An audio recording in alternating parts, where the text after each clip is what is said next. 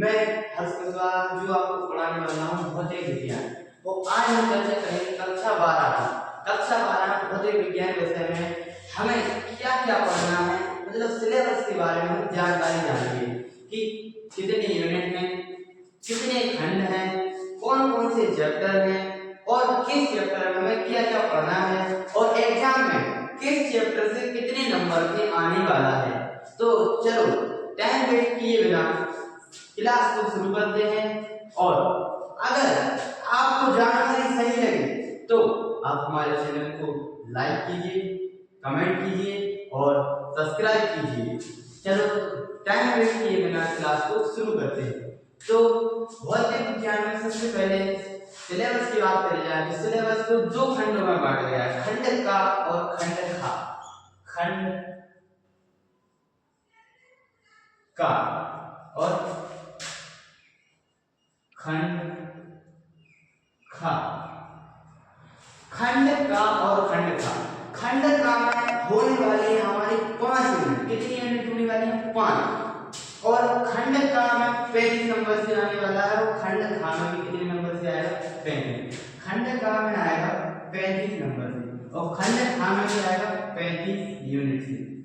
खंड का में होने वाली है हमारी 5 यूनिट। कितनी यूनिट? 5 यूनिट। 1 2 3 4 और 5। और खंड खा में होने वाली है हमारी 4 यूनिट। 1 2 3 और 4। खंड खा में होने वाली है 5 यूनिट और खंड खा में होने वाली है 4 यूनिट। चलो तो हम खंड का की बात करते हैं पहले। खंड का में पहली यूनिट है स्थिर वेग की। स्थिर वेग की।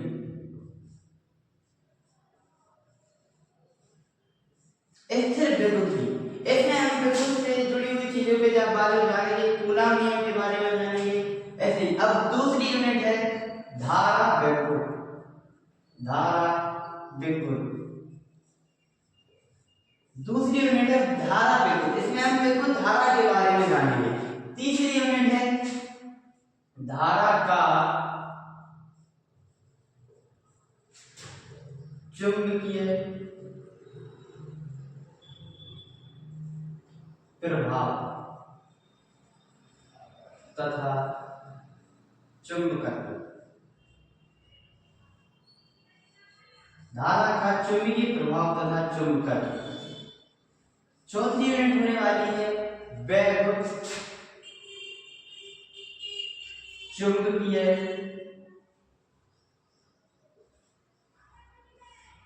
प्रेरण तथा प्रत्यावर्तीय धारा। धारा प्रत्यावर्ती धारा। चौथी यूनिट वेग चुंबकीय प्रेरण तथा प्रत्यावर्ती धारा। पांचवी यूनिट होने वाली है वेग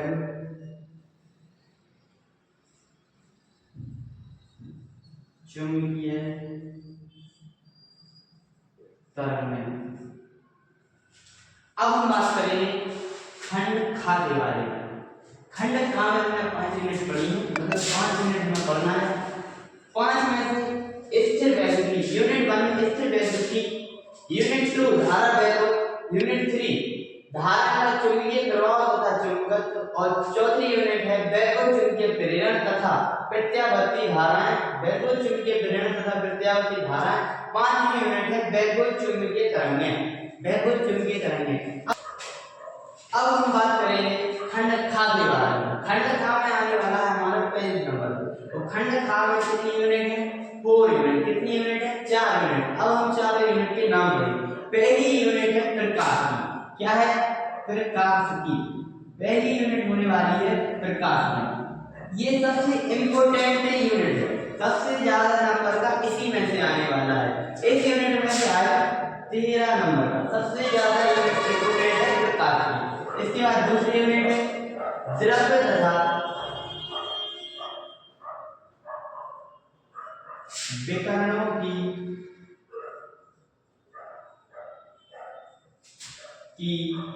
द्वैत प्रकृति।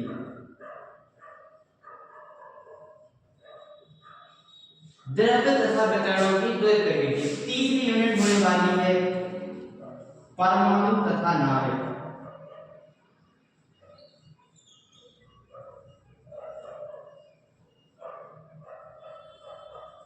तीसरी यूनिट होने वाली है परमाणु तथा नाभिक और चौथी यूनिट है इलेक्ट्रॉनिक युक्तियां।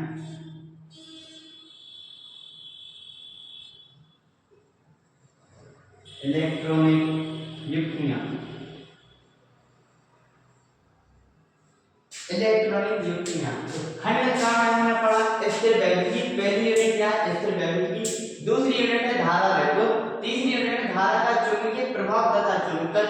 चौथी यूनिट है वैद्युत चुंबकीय प्रेरण तथा प्रत्यावर्ती धाराएं। पांचवी यूनिट है वैद्युत चुंबकीय तरंगें। पांच यूनिट क्या है? वैद्युत चुंबकीय तरंगें। और खंड खा में क्या? पहली यूनिट है प्रकाश की। दूसरी यूनिट है द्रव्य तथा विकरणों की द्वैत प्रकृति और तीसरी यूनिट है परमाणु तथा नाभिक और चौथी यूनिट है इलेक्ट्रॉनिक युक्तियां।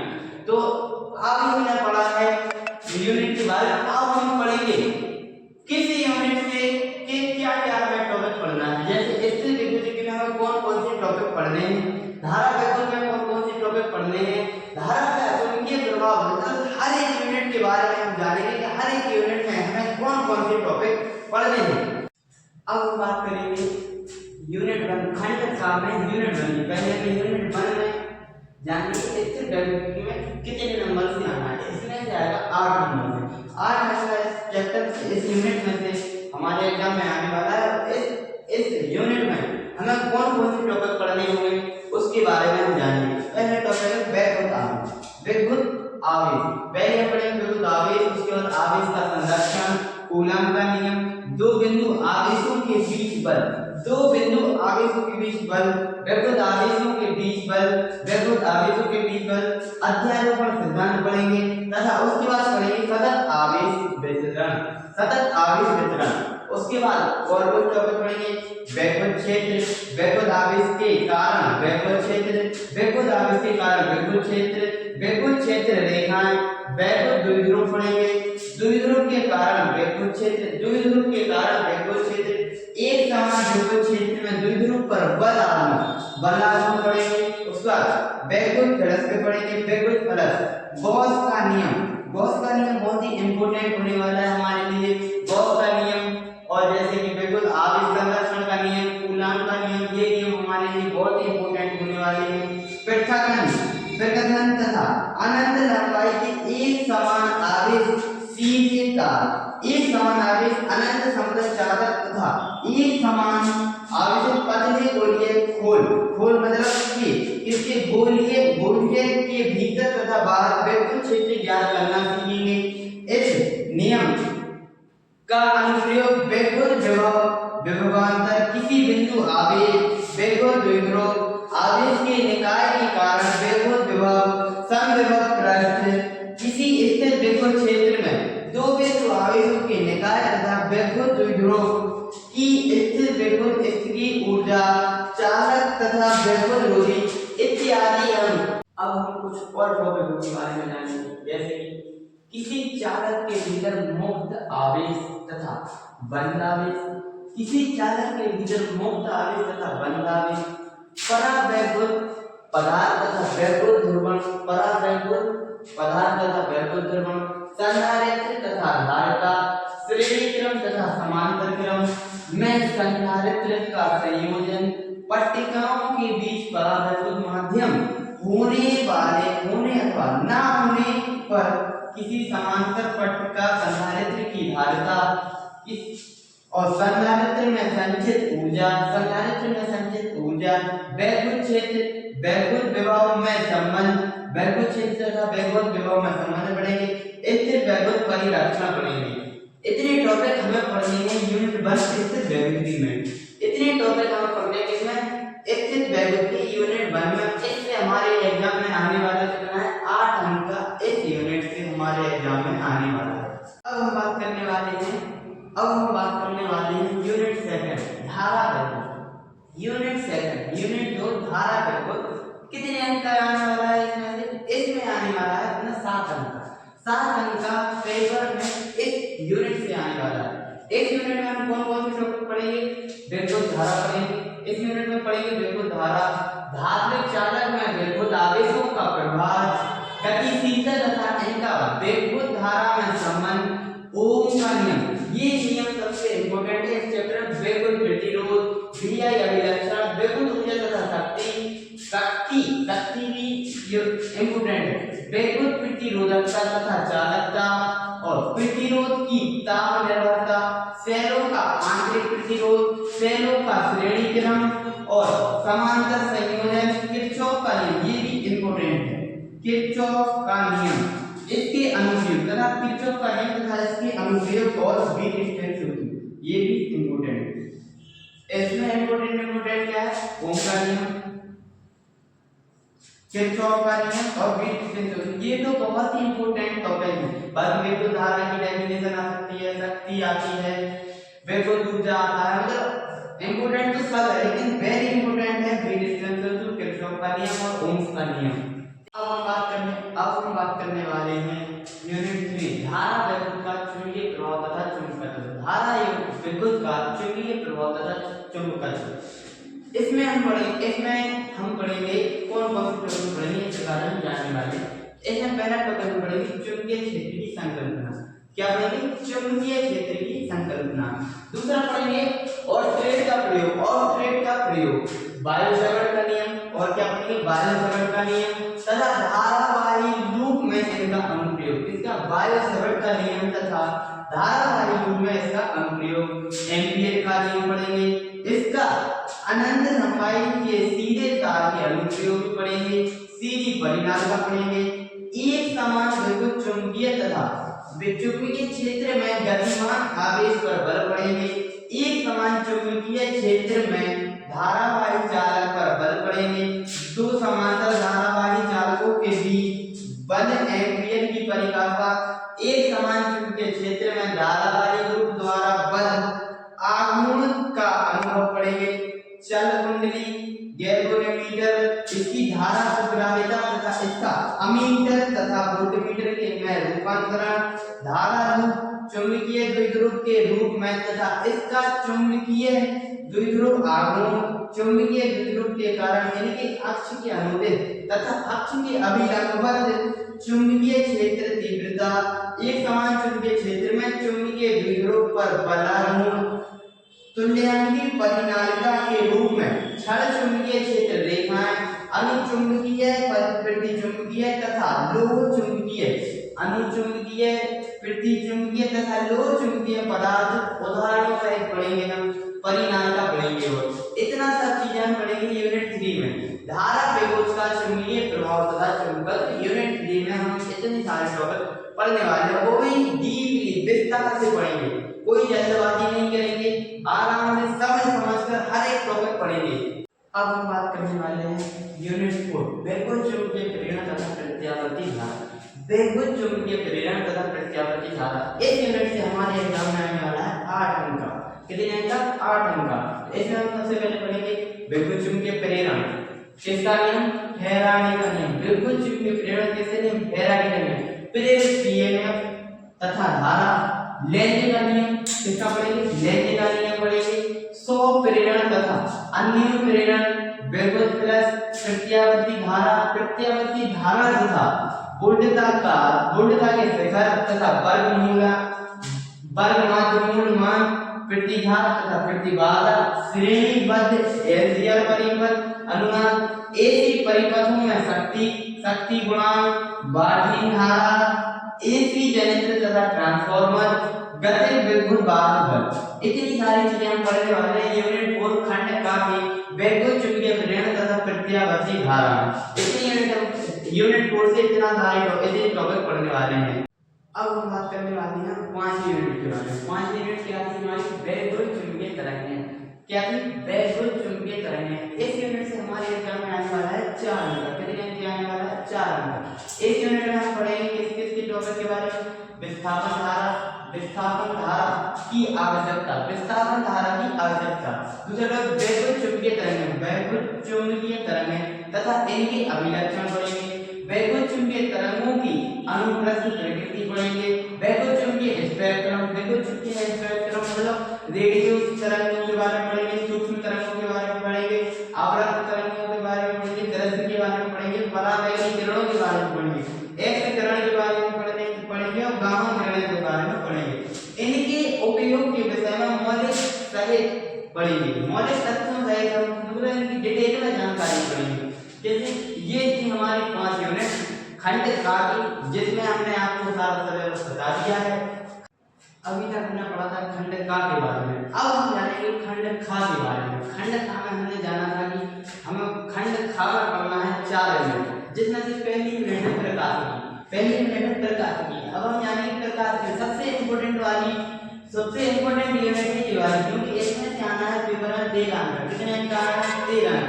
इसमें हम क्या टॉपिक पढ़ने वाले हैं? इसमें हम पढ़ने वाले हैं प्रकाश का परावर्तन, गोलीय दर्पण, प्रकाश का परावर्तन, गोलीय दर्पण, दर्पण सूत्र, प्रकाश का अपवर्तन, पूर्ण आंतरिक परावर्तन, इसके अनुप्रयोग, प्रकाशिक तंतु, गोलीय दर्पण लेंस, पतले लेंसों का सूत्र, लेंस पढ़ेंगे, पतले लेंसों का सूत्र पढ़ेंगे, लेंस मेकर सूत्र पढ़ेंगे, आवर्धन पढ़ेंगे, लेंस की शक्ति भी पढ़ेंगे, संपर्क में रखे पतले लेंसों का संयोजन, प्रिज्म से होकर प्रकाश का अपवर्तन, प्रकाश का प्रकीर्णन, सूक्ष्मदर्शी प्रकीर्णन, सूक्ष्मदर्शी तथा खगोलीय दूरदर्शी, परावर्ती तथा अपवर्ती तथा इनकी आवर्धन क्षमताएं, तरंग प्रकाश की तरंगार्थ तथा हाइगेंस का सिद्धांत पढ़ेंगे। हाइगेंस का सिद्धांत इसमें बहुत इंपॉर्टेंट है।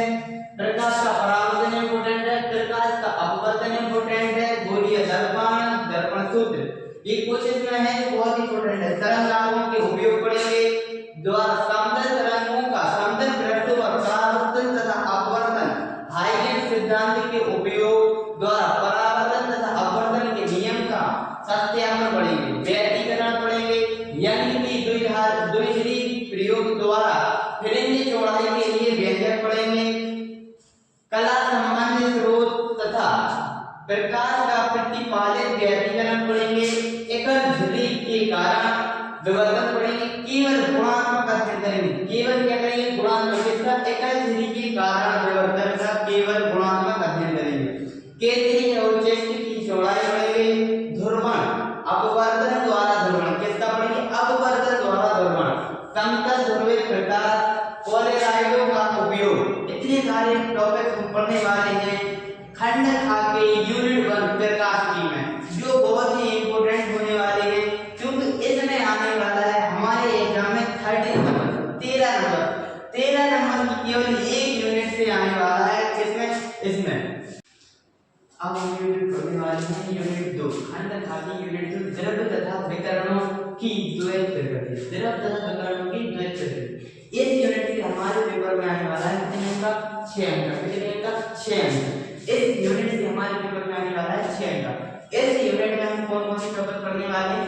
इसमें पढ़ेंगे विकरणों की द्वैत प्रकृति, प्रकाश के कुछ प्रभाव, हर्ट्ज तथा लेनार्ड परीक्षण, आइंस्टीन प्रकाश वैभव समीकरण, प्रकाश की कथात्मक प्रकृति तथा द्रव तरंगों की तरंगात्मक प्रकृति, और इसमें पढ़ेंगे द्विब्रोगली संबंध।